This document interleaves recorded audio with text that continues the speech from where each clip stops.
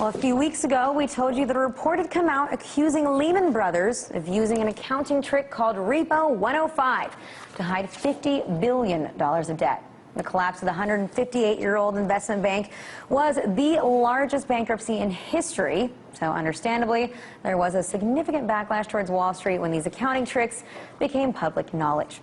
And now the Securities and Exchange Commission has announced that they are going to be launching an investigation into other financial firms to find out just how widespread the use of Repo 105 might be.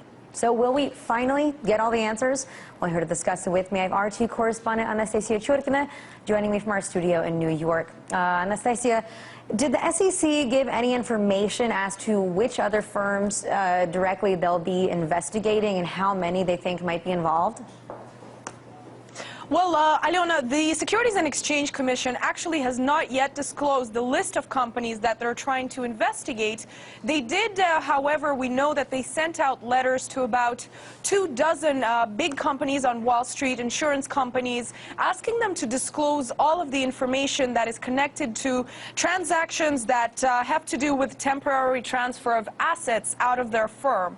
And we know that they will be reviewing several companies, these 24 companies, their accounting books of basically the last 3 years, and we've heard from the Securities and Exchange Commission saying that because they discovered what was going on within Lehman Brothers, they're kind of worried that similar activity must have gone on in other companies on Wall Street too. So we're going to have to find out exactly how many Wall Street bankers got their hands dirty there too. Now, have they said at all how long they expect for this investigation to last? Well, Aliona, the SEC has said that they're expecting that their inquiry is going to take up about several weeks, and that we're actually going to just have to brace ourselves and wait what happens within those next couple of weeks. And they've promised to actually, after the inquiry is over, to make all of the information that they discover public. So, you know, within the next month or so, we should know more exactly on what they discover. So if the investigation does prove to be successful, though, and they find out that a few other fat cat Wall Street bankers and executives at the investment firms did get their hands dirty and did indeed employ some of these accounting tricks, do you think that they might finally get what they deserve? Are there going to be any consequences for them?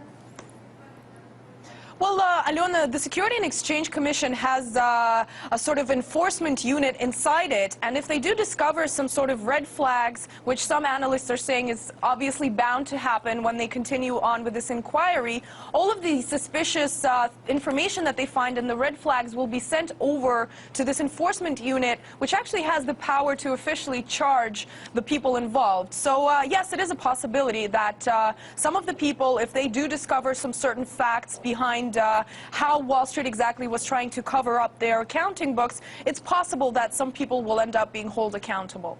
Now, did the SEC offer any kind of explanation as to why it took so long for them to launch an investigation into something like this?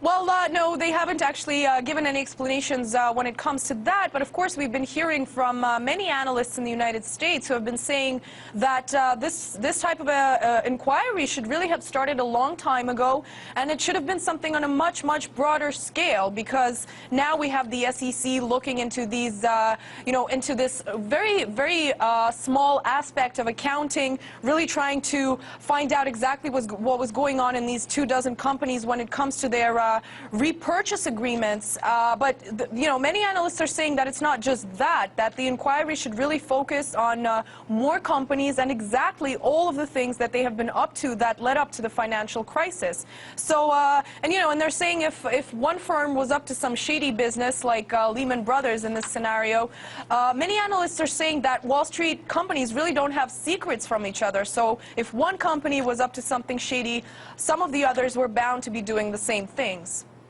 Well, speaking of that, I want to discuss with you a book that came out today. And this book essentially states that 13 bankers control the entire country's financial system. That it is an oligarchy of bankers here. What more can you tell us about this book and who wrote it, how they would even know these things?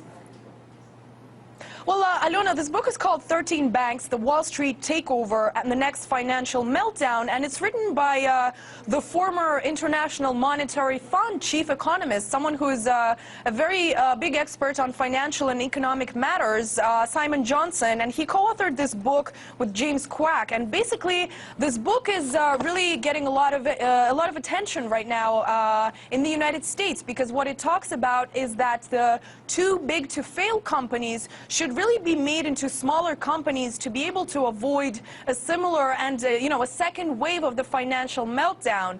The book really talks about how these too big to fail companies should really not have been bailed out, but instead be just made smaller.